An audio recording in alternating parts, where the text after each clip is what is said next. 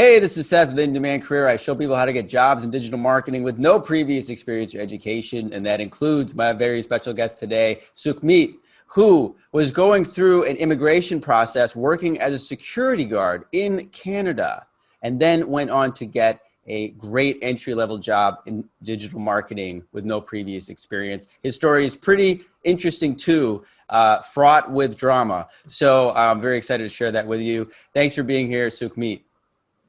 Thank you so much for having me. My pleasure. Okay, so let's start out with your job right now. You are very excited and happy to be working at this place. Tell us a little bit about what you're doing right now. So my title right now is account manager / marketing specialist. I have 6 clients under me for now, and I'm handling everything. So basically I'm handling all the technical stuff, PPC and SEO. I try to stay away from the social media part a little bit because someone told me in their course that it's better to pay attention to pay-per-click and SEO since that's the better part. So that's what I focus on. And yeah, lots of back and forth with the clients, working on their campaigns. I'm managing big budgets right now for some organizations, and I'm also doing on and off-site SEO work. So that's basically what my job entails for now. That's awesome. And just a couple of quick details. Where do you live? I live in Toronto. He lives Toronto, in Ontario.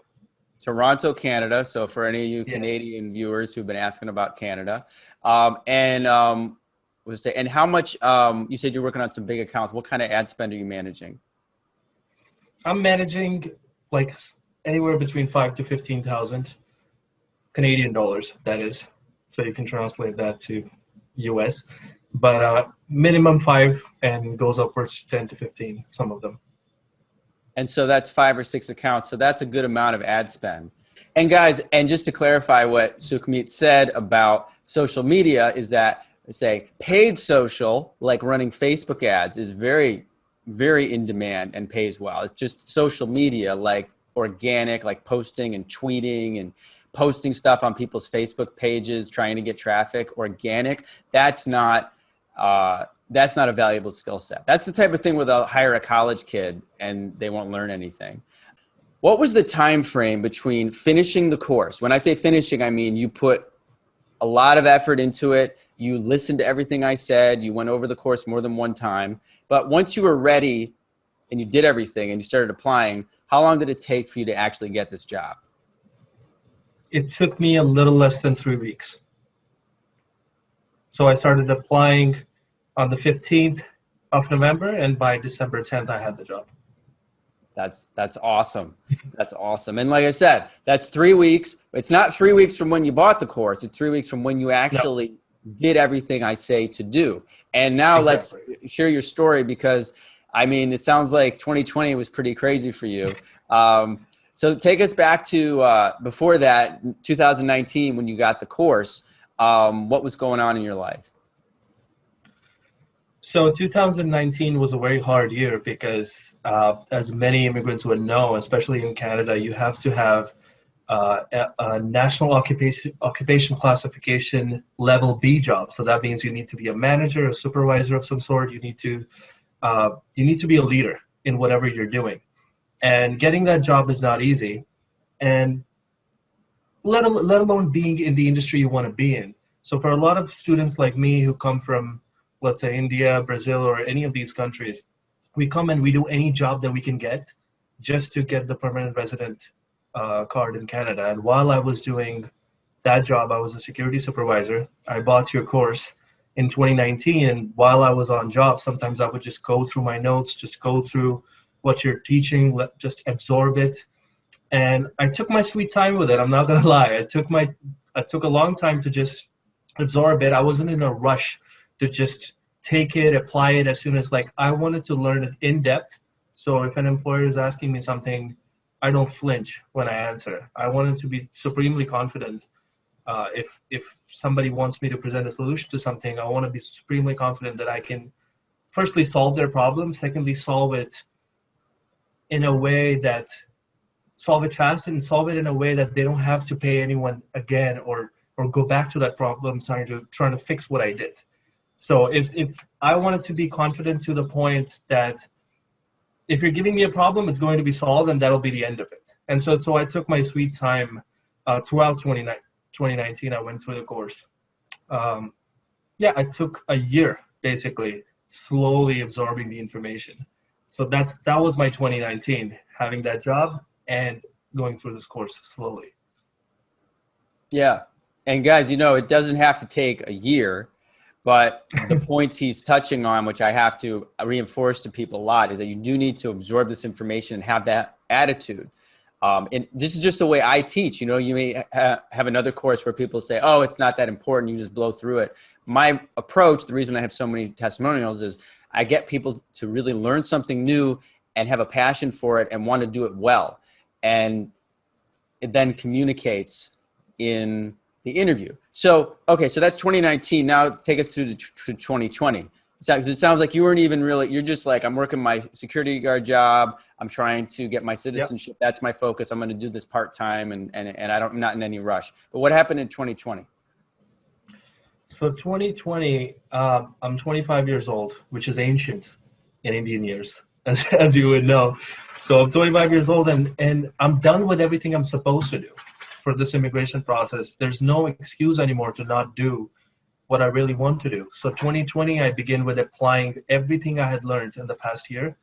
I applied ruthlessly. I'm setting up my websites. I'm going through everything I have to do. I'm setting up accounts. I'm doing everything I can do in my power to apply all the information that I've learned. But there was a bit of a twist in that. I was under the impression that if nothing goes wrong in March, I will start applying for jobs and I should have some success considering I have this website up. I have tinkered with a few accounts. I know how on-site and off-site SEO works. But this was the first vacation I had in 3 years. So I bought the ticket. March 5th, I go to India. I buy the ticket. I go home. My plan is to go there, stay there for 3 weeks and come back. But then everyone knows what happened at March 14th. The whole world shuts down, right? So now I'm stuck in a place with bills back in Canada. I'm stuck in a place where basically I have no friends anymore because I've been setting up my life in Canada. And long story short, I was stuck there for 7 months. But fortunately, I had set up a website that's already in demand in India. So in India, it's quite in demand to teach people how to speak, write, and read English. Not generally, but like for immigration purposes. So for example, for IELTS and TOEFL and all those exams. So that just coincidentally happened to be the theme of my website.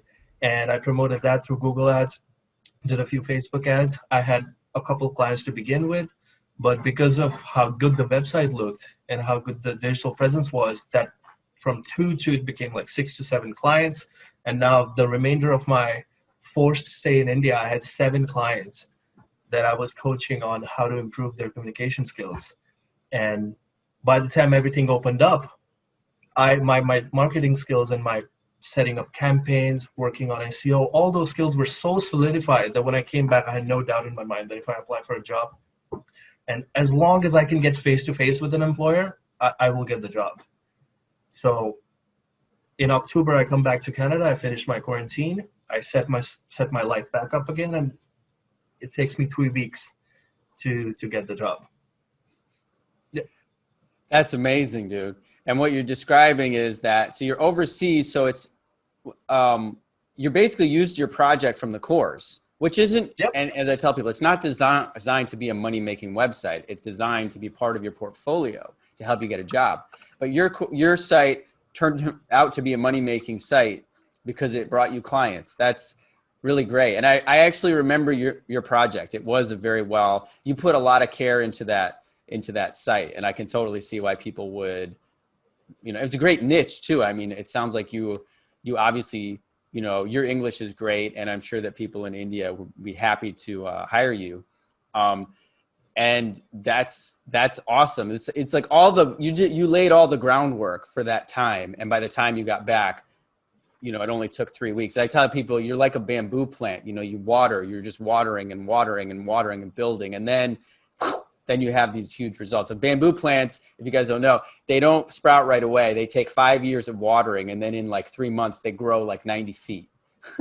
So, Yeah. um, so that's awesome. What was I going to ask you?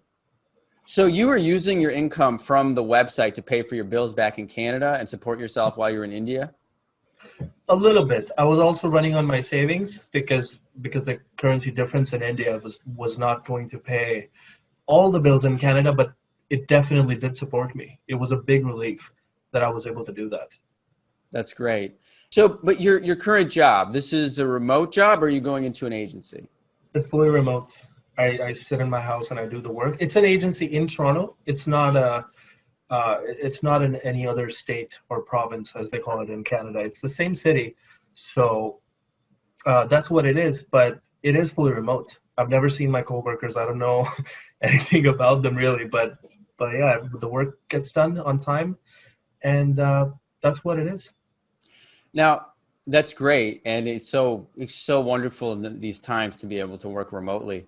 But what I'm curious about is this: you were in India for 7 months, and these jobs are all remote. So why didn't you apply for jobs while you were in India? Did you feel like you needed to wait till you were back in Canada? Like, why was that? I'm just curious. There was a lot going on in India as well with my immigration process, and a big part of me being super aggressive in 2020 with my job search and just really going for it was because my sister was going to go through the same process with me. So just the way that I did, I studied as a student, then became a permanent resident. She is going to go through the same process. So I was super busy with her process as well. So family took a lot of that time away. Mm. But truthfully, if I would have tried, I would have gotten it back then as well. This is what I realized in retrospect. But there were other things that had a priority back in that time. Although if I could go back in time, I think I would apply for at least a part-time gig or some sort of freelancing project. I got too comfortable with my English clients, and I was just making some good money with that, so I got comfy with that. But honestly, I could have tried, and I think I would have gotten one, really. Oh, you definitely would have, but I think it's smart, given your situation that you had, these others, and I know that happens with people. If family becomes a big issue, it's, you don't have the focus that you need. And the great thing is now, I mean, you might have gotten this job back then while you're in India, but you wouldn't have had the bandwidth for it. Exactly. Yeah, and now you do. So that's great. Tell us a little bit about the interview and or the process from submitting the resume to the interview. Given again you had no previous experience, your last job was as a security guard. Like, you submit your resume following my instructions. What was their response when you emailed them and applied? So I noticed a lot of different agencies had different processes. So for example, some agencies would tell me to solve technical, like go through their sheets and just solve problems in terms of how the budget should be allocated. Some agencies would give other technical problems. This agency, I think, was looking for an entry-level person, but also their mindset, and see the willingness to learn in the person they were going to hire. So they sent a bunch of questions. They sent an assignment. They sent a spreadsheet of how, okay, this is the client. These are the keywords. How would you allocate the budget to this, or how much cost per click what would be the max CPC, for example, in a certain case. When I did get the interview, I just made it supremely clear that, hey, I'm not messing around here. I've spent 1.5 years on this, and I was stuck in India, and all these things have happened, but I've stuck through this. So if there's one thing that you don't have to worry about, is my commitment towards this and my ability. So maybe it came off as a bit brash, but because I was prepared, it didn't feel that way. And I think the confidence that was communicated in that interview really just left no doubt in their mind that I'm the right person for the job. I got in touch with a lot of the employers directly on LinkedIn. I just told them that, hey, I checked out your website, I'm applying for this job. And I tried to hit them through every angle I possibly could. I would dig up emails of people and just message them saying, hey, I've applied for this job. These are the people I know. I would try to dig up mutual connections somehow. I did everything I could, really. So I wasn't just limited to, I'm going to throw a resume and just pray. Right. And so with this particular company, did you apply through LinkedIn or did you connect with one of the people? I applied through Indeed, and I connected through one of the people. So that got me a response pretty quick. Yeah. Yeah. So I guess to just summarize what I was saying before is like, for this field, I don't worry about ATS. You know, if you're applying for some kind of executive assistant position, maybe, but you know, there's so like, yeah, it's like the reason ATS exists is when there's these jobs that really aren't specialized, right? And they have 4,000 applicants and they're just, yeah, they're going to just weed out the people that don't fit their criteria. This is a situation where these skill sets are very rare. And so you apply on Indeed, you got a call back and you're using my template and I don't have I don't know, whatever special ATS business. It's like, that's not the thing you need to focus on. You need to focus on communicating your knowledge of these skill sets. And you can also go directly to the agency and you can go directly to people on LinkedIn, which is what I would suggest anyway. If you apply somewhere on LinkedIn, you don't hear back, follow up with the people at the agency. You know, you should be like Sukhmeet was like, you're not aggressive, but you're hungry. You know, you're not like emailing them every 5 minutes or anything, but you're being proactive and you're confident. And that's what communicates from having all this knowledge. Or some people ask me, do I have a cheat sheet for interviews? I'm like, I don't want to give you a cheat sheet. I want you to not cheat and actually own this knowledge, like you're saying. Because yeah, if you talk your way, and I've heard of this happening at least a couple times, if you talk your way into a job, if you're somehow able to put on a facade like you understand the skills, you might actually get hired. That's possible. But you're not going to last. It's much more sustainable to actually embody, learn, own these skills, and speak from a place of genuine confidence, which is why I don't teach like a lot of tricks about the interviews. Like every one of you guys that's gotten hired, you've just absorbed this knowledge, you get it, and people can tell. And then you last. That's why I have students who come back to me 3 years in the field making a lot of money, because they got that. And then, you know, you're in Canada, right? So did you found that there was still a lot of demand for this skill set in Canada, right? Yes, no doubt about it.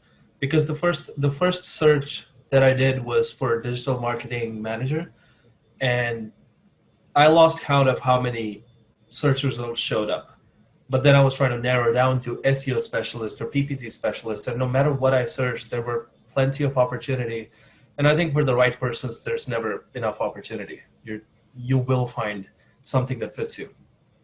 I agree, man. I mean, Canada, the other thing is, most of my students are from the US. There's people from Canada, UK, Australia, all over the place. Canada's got 10% the population of the US. So there's going to be fewer jobs there. But you seriously, guys, you cannot even comprehend how many jobs there are. So I tell anyone who's been consistent and persistent gets a result. Because it's like you literally couldn't apply for all these jobs. It's not like, oh, I applied for all the jobs and I didn't get any, so it's done. It's like literally in the US, there's like 50,000 of these jobs, of which like 14 or 20,000 are entry level. Could you seriously apply for all those jobs? Like, even if you're applying like every day without even being careful about it, you'd have to literally be on your computer like in a treadmill, you know? There's just so many of these opportunities, and it's really exciting to hear about your experience in Canada as well. Anyway, Sukhmeet, I'm so happy for you and what your future holds, and that you were able to make this transition. Is there anything you'd like to share for the people watching? Any final thoughts? I think one final thought I would like to share is that, first of all, you have to be self-aware to know that this is something you're into, because none of this is a magic pill. Like you buy this and magically a result pops into your lap. That's not how it's going to work. You have to know that you're actually interested in this stuff. And once you figure that out, the word that comes to my mind again and again is consistency. You just apply it consistently, and that's really it. That's the boring answer. That's the boring answer that no one wants to hear. You just have to be consistent And when you're bored, just push through and just do it daily.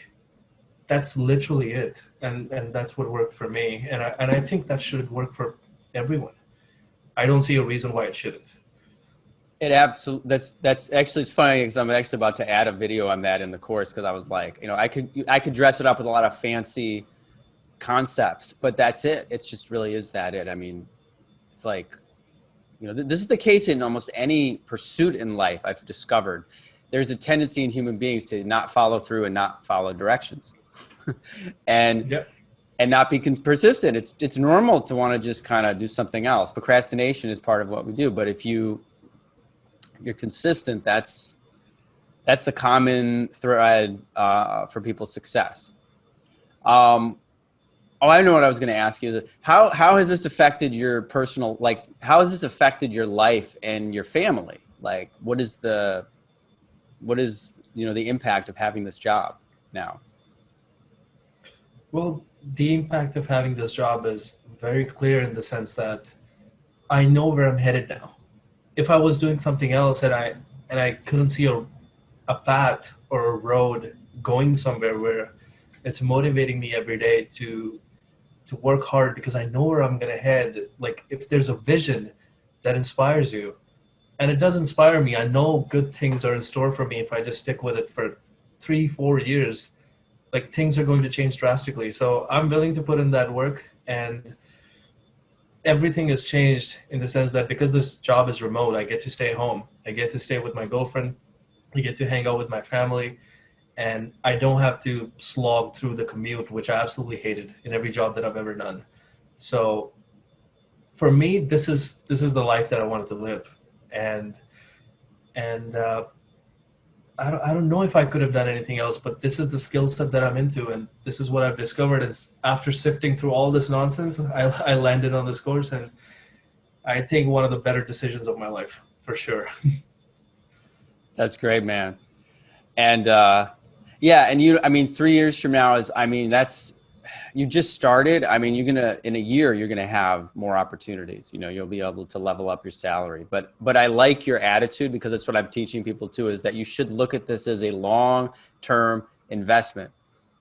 The exciting thing to me is, someone could say, yeah, you're gonna make all this money in 30 days, and it's probably not gonna happen. But why not think about not just 3 years from now, but 20 years from now, right? When you level up from whatever you were making it as a security guard, and then in a year you get up to 60K, but in 3 years people can get up into the six-figure level, also on top of your own clients. That's lifetime earnings. That's millions of dollars over your lifetime. If you look ahead 20 or 30, or you're 25, so you got like 40 years, man. That's millions of dollars in overall net worth. And that's what I want you to focus on. That's real. That's like retirement stuff, This is like when you guys, I had this really fun thought the other day, which is that YouTube is so young. Yeah. Like YouTube is 15 years old, if that, I think 2005. So 2006. yeah, 2006. Yeah. So these videos, like you've seen videos of interviews going back to 2017. Well, what about 20 years from now? I'll be 60. And no, I don't, who knows what'll be happening in the world at that point, but you guys will be in your 40s. And it's like crazy for me to think about what you'll be doing and us to see this progression. Like you guys will all be like leaders in the world. It's like, when you're my age, it's like, it like blows my mind. So, anyway, man, Sukhmeet, thanks so much for being here. Thanks for sharing your story. Keep me posted. We'll definitely do a follow-up with you in the future. And I wish you the very best. Absolutely. Thank you so much for having me. And thanks for creating this course, because I know it's a lot of nonsense out there, man. I just don't want to reiterate that, but there's a lot of nonsense. And you're really helping a lot of people out. People who are serious, you're helping them. And I want to thank you for creating this course. Thanks, man. It's my pleasure. You are quite welcome.